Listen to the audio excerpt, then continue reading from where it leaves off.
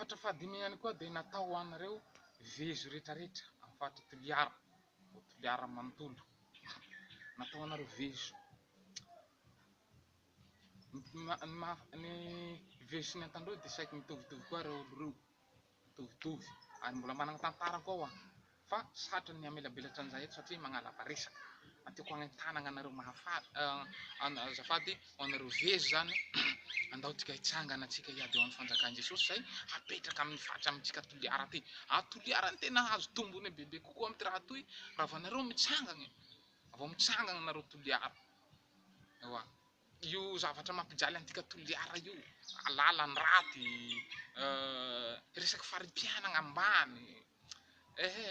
Jaly aloha tika Toliara.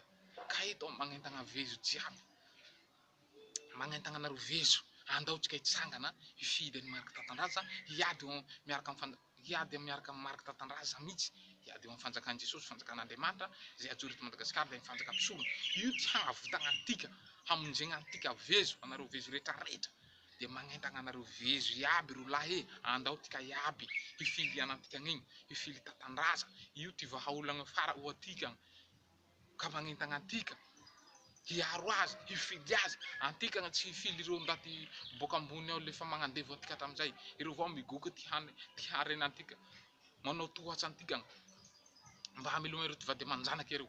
Andao tika hanohana tika tena amantika an'ity zanaky Toliara io Tatandraza I Marc Tatandraza io ty hamonjy antika, io ty hamelona antika, io ty hagnavotsy antika ho afaka mampijaly be toy, hagnavotsy Toliara reny vozy, hagnavotsy faritsy Toliara iaby, hagnavotsy ny Madagasikara, hagnavotsy ny côtier, ka magnentana antsika andao hifidy azy, andao hanohana azy ho antika vezo, ho anareo vezo jiaby zay.